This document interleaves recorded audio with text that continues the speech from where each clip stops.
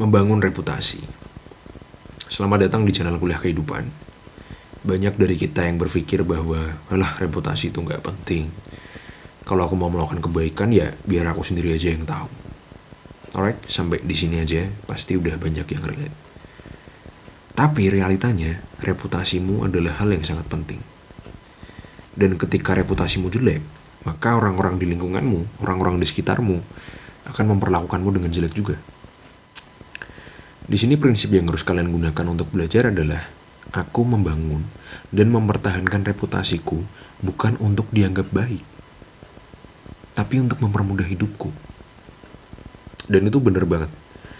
Dengan membangun reputasi, dengan sengaja menebar kebaikan, dengan sengaja mempertontonkan kebaikan atau pencapaian kalian, itu bukan berarti kalian menjadi seorang yang hipokrit. Tapi itu memang suatu keharusan sebagai manusia untuk memiliki reputasi yang baik, biar hidupnya mudah. Terus gimana caranya? Seperti biasa, saya akan kasih kalian roadmap. Dan saya harap kalian mendengar dengan sungguh-sungguh agar nggak terlewat. Karena jujur, bagi saya pribadi ya, materi ini tuh sangatlah penting. Karena saya benar-benar merasakan dampak dari reputasi yang sangat baik di kehidupan saya sendiri. Oke, langsung aja. Poin pertama, aksi harus lebih besar dari kata-katamu.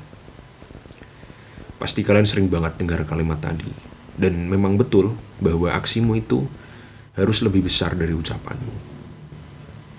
Ini jadi hal yang paling basic dalam membangun reputasi.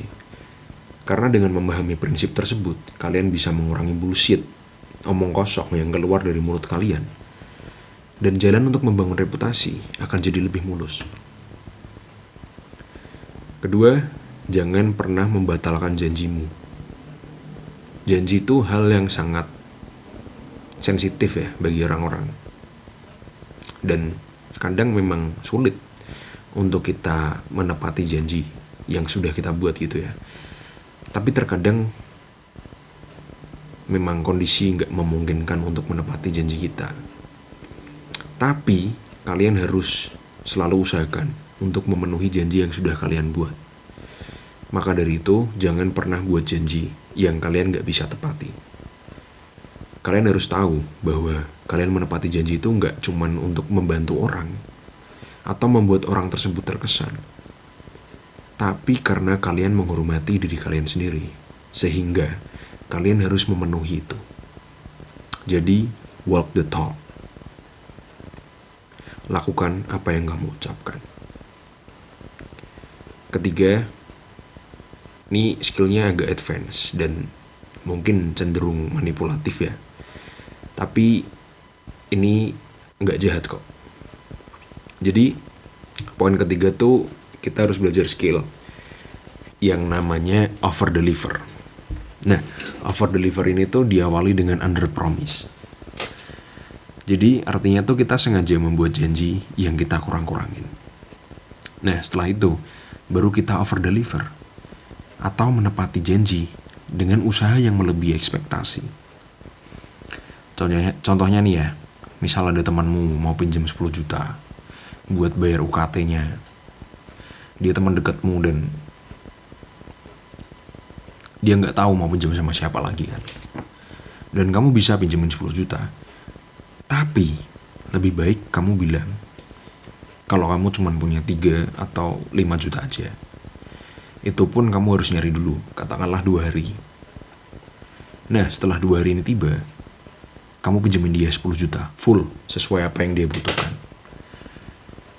Dia yang awalnya desperate, setelah ini akan melihatmu bagaikan seorang malaikat penolong. Ya dong, karena ketika dia pinjam kamu 10 juta, terus kamu cuma bisa janjiin 3 atau 5 juta, berarti kan dia masih harus nyari setengahnya lagi kan, masih harus nyari 5 juta. Dan kita nggak tahu dia bakal dapat itu apa nggak dengan waktu yang singkat kan. Mungkin dia harus pinjam ke orang lain dan mungkin nggak langsung dipinjemin juga. Atau mungkin dia harus menjual barang-barang yang penting atau barang-barang yang bermanfaat di kehidupannya dia. Nah, ketika sebelumnya kamu udah bilang bahwa kamu gak bisa bantu full, tapi di hari H kamu bisa bantu full, itu kamu melebihi ekspektasi. Jadi intinya tuh, kamu gak menjanjikan hasil, tapi menjanjikan usaha.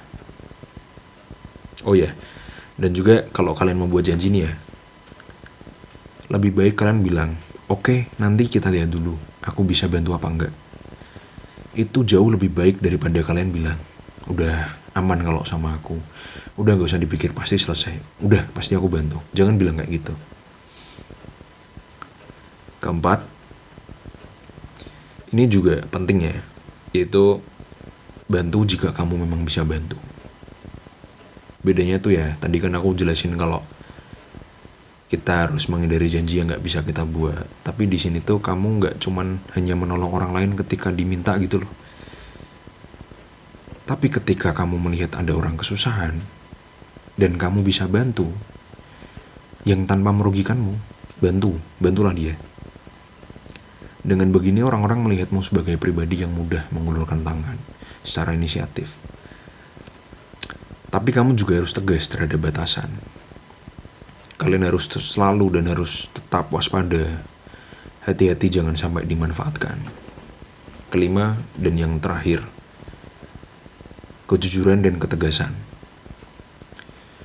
Kalau ini gak cuma untuk membangun reputasi aja ya, tapi juga untuk mempertahankan reputasimu. Karena dengan menjadi jujur, kamu membangun kepercayaan kepada orang-orang di sekitarmu. Dan faktanya, semua orang suka dengan orang yang jujur. Tapi kalian juga harus ingat, meski semua orang suka dengan orang yang jujur dan transparan, tapi gak semua orang bisa menerima kebenaran. Nah, disinilah ketegasan itu harus berguna. Jadi kamu harus tegas akan kemampuanmu untuk menghormati dan tegas terhadap batasan, baik itu batasan dirimu atau batasan orang lain. Dan hal ini akan menghindarkanmu dari banyak masalah yang gak perlu. Ya dong, kalau kalian udah bangun reputasi nih, reputasi kalian udah baik nih, kalian udah terkenal sebagai pribadi yang bisa mengulurkan tangan, sebagai pribadi yang pintar, sebagai pribadi yang bisa membantu, sering membantu, dan baik, pokoknya reputasi kalian udah baik. Tapi ketika kalian gak bisa tegas terhadap batasan-batasan, ketika orang memanfaatkanmu dan kalian gak bisa tegas, kalian gak bisa nolak, dan kalian terbawa untuk selalu membantu, itu bakal mendatangkan banyak banget masalah yang gak penting dan gak perlu. Jadi kalian harus tetap waspada. Oke, sekian dari kuliah kita hari ini. Jangan lupa like, share, dan subscribe.